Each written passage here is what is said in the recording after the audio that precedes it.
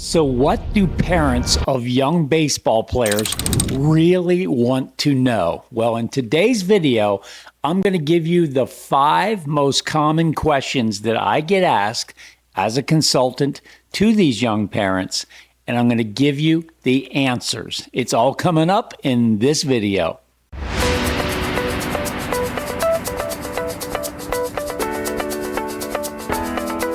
And now, the most trusted name in all of youth sports, here's Coach Mark. All right, it's Coach Mark here, excited to be with you for another episode, another training video for parents of young athletes. Now, I am on the front lines every single day with parents. As you know, or probably know, I'm a consultant for parents and their young sons, and I'm helping them navigate through this journey. So you can imagine I get a lot of questions asked of me, and I want to give you the 5 most prominent questions that I get asked every single day, just about.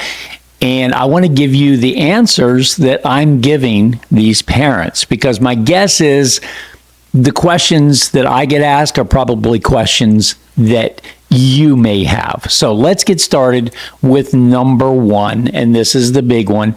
How do I know if my son is talented? How do I know if he has a chance to play at the next level? So the first part of this answer is a little different than you might expect. My son used to say, "Dad, do you think I'm a Division I athlete?" And I used to say, "Christian, we're going to do everything right. We'll put you in front of the Division I coaches, and if they offer you a scholarship, you are. And if they don't, you're not." Sounds kind of cold to say that, but the point was, it doesn't really matter what I think. Doesn't matter what you think, Christian. It matters what they think. Okay, now, I'm not trying to say we have no responsibility at all when it comes to evaluating, your son and does he have what it takes. We can do some things, but at the end of the day, if you fast forward, it's going to be up to the college coaches to decide if he's got what it takes. But let me tell you how I evaluate clients, or let's say potential clients, because I get asked that question. Well, how do you decide who you work with? Here's the first thing: athleticism. Athleticism is really, really important. Not everybody is a gifted athlete. My wife laughs at me when we'll be at a church picnic or something, and I'll see some 3-year-old run by me, and I'll say, "That kid's going to be an athlete," or "That kid is an athlete," because I can just tell by the way he's moving his body. Nobody trained him to do that. Nobody taught him how to run as a 3-year-old, but he's athletic. That's just how it is. And now I can see other kids, and I'll say, I think he might be an astronaut. No offense to astronauts.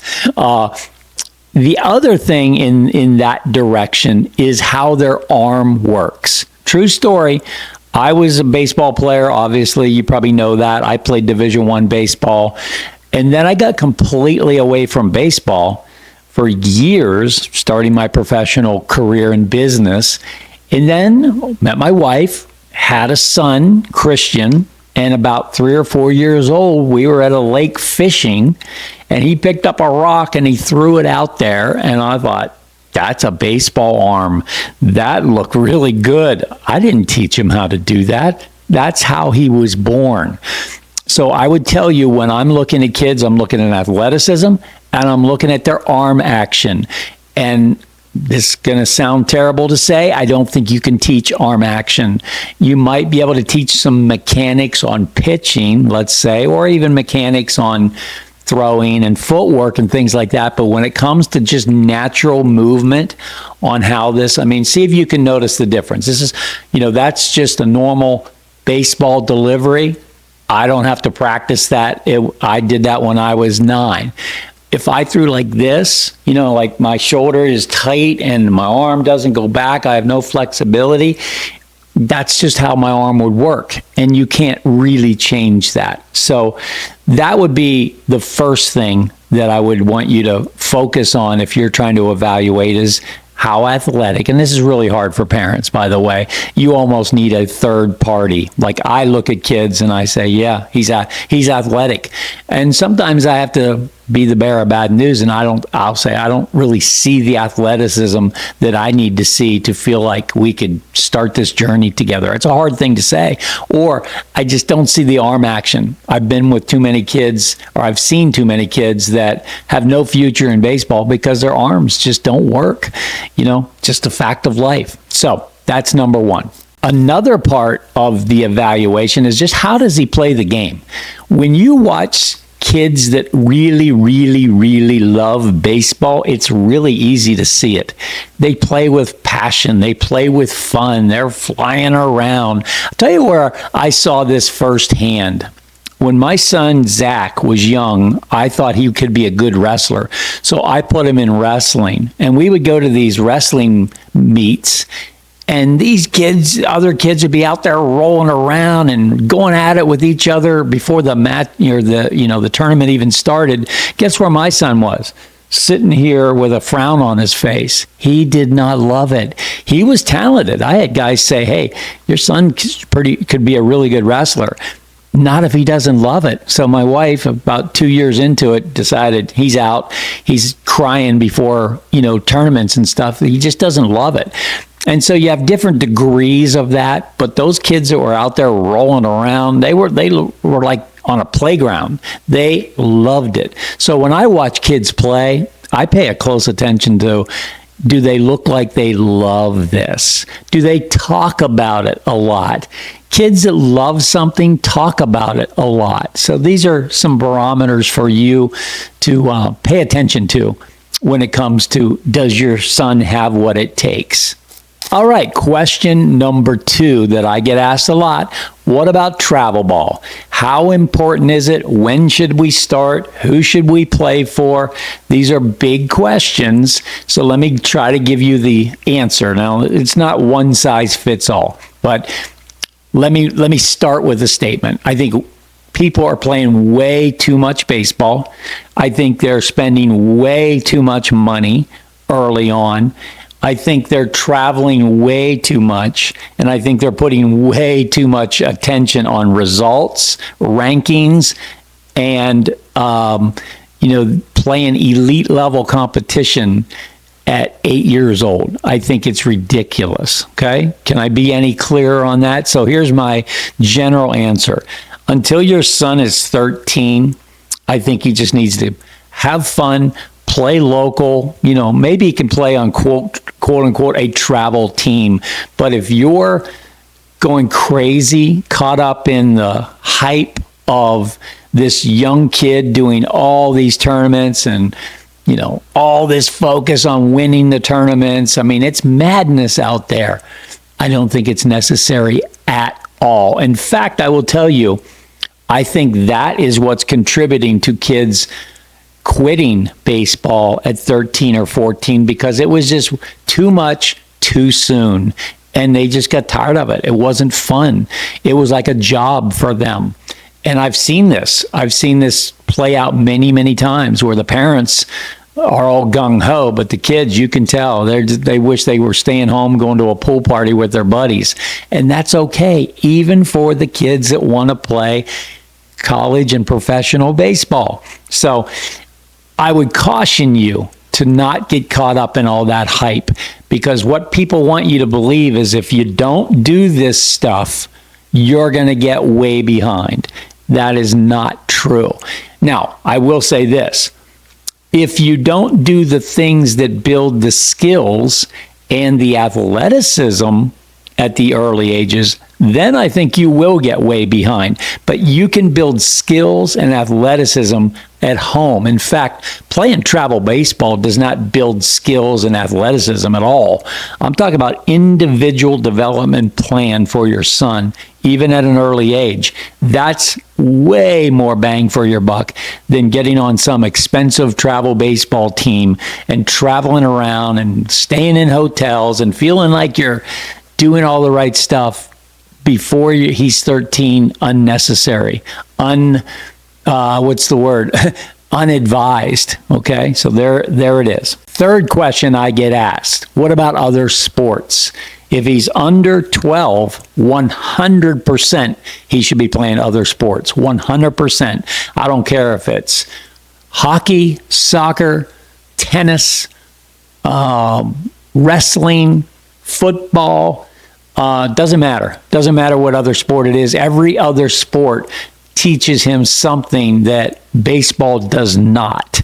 And it's great for these kids. This whole idea that you're going to specialize at 8 and 9 and 10 because you somehow you've been told that's what it takes to play college or professional baseball, total lie, total myth. It's not true at all. In fact, I would tell you even after 12, 13, 14, 15, if you can, all the way through playing other sports, college coaches love those kids because they're more well-rounded than the baseball players. I love baseball, but I'm not sure I don't think it's the best sport to teach you toughness. I would say wrestling is probably my number one sport to teach you disciplines and toughness and, self-motivation, and man, humility. You get out there and get your butt kicked and it's just you. That's eating humble pie, okay? And that's a good thing. Learning how to win with class and lose with dignity, that happens in individual sports. So I'm a big proponent on these young kids staying well-balanced playing other sports. Question number 4, when does the recruiting process actually start? When should we get serious is the question. Well, this is a tricky one because if we're going to talk about just the real recruiting process, college coaches cannot even talk to a kid other than, let's say, at a camp or something like that. But they can't have a meaningful conversation until August 1st going into their junior year, okay? Now, if you were to say that's when the recruiting process starts, you might be sort of true, but you might be way off in your thinking. In other words, you're going to just wait until it's possible to get recruited to really start thinking about getting recruited. I would say that is a gigantic mistake. And I use this example all the time. When do we start talking about manners with our young kids? When do we start talking about respect? When do we start talking about education? When do we start talking about faith? We don't wait till they're in their mid-teens for those things. We're talking about those things early in their life during those hugely influential moments and times, the learning windows. That's when we're talking about it. Well, if you wait till 15 or 16 years old to think about what it means to get recruited, you're way, way, way behind the 8 ball. I don't even really take clients on at that age because they're too far behind. What I'm looking for are kids that we can start teaching these important things at 8 and 9 and 10 and 11 and lay this foundation, because when the recruiting process, when they're talking to college coaches, they're so ready for that. They've been groomed for that. So the answer is, in my opinion, the recruiting process starts about 8 or 9 years old. I know people are going to go, "You're crazy." You're not listening to what I'm saying. I'm saying laying the foundation for what's coming. Okay, that's a different concept than the recruiting process starts August 1st going into their junior year. I hope I'm making that point really clear. I started that process with my sons very early, and by the time they were in the quote-unquote recruiting process, they were so prepared for it. Okay, that's what I do with my clients. And number 5, a lot of people ask me about lessons. How important are lessons? So here's my answer on lessons. Yes, mechanical training, how to mechanically throw properly to avoid injury, to reduce the risk of injury. That's really important. Batting lessons, learning the fundamentals of a swing. That's important. But my opinion is people are spending way too much time, way too much money, too early on expensive lessons when in reality they should be investing, if in anything, in athleticism, movements. Sports performance training would be way better than spending a lot of money on expensive lessons. I'm not saying don't do it. I'm saying, while once a week might be enough, and certainly not 2-3 times a week on lessons for these young kids. Not necessary at all. All right. Well, I hope you've enjoyed this video today. I've talked about the 5 things, the questions that I get asked constantly. Is my son good enough? Should he play travel ball? Should he be doing other sports? When does the recruiting process start? And what about lessons? Those are the things we talked about today, and I did my best to give you the answers that I give my clients on these important topics. So until the next time, God bless. Hey there, it's Coach Mark, and I have a special offer for you. Yes, I do. We are putting together a parent training course.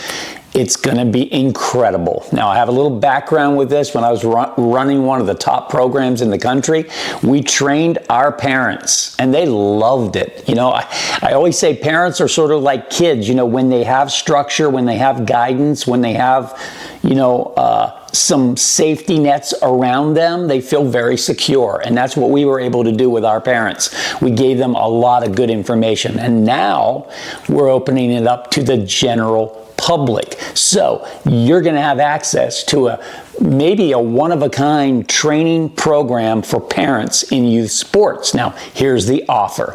If you fill out the little form that's in the links below, I'm going to give you a huge discount as a founding member of our training program, okay? We're going to give you, 50% off just by filling out the little form saying, I'm interested. It's not even a commitment at this point. You can make the decision later, but just by giving us your information, we know you're raising your hand. Sounds interesting. Coach Mark, we'd like to learn more.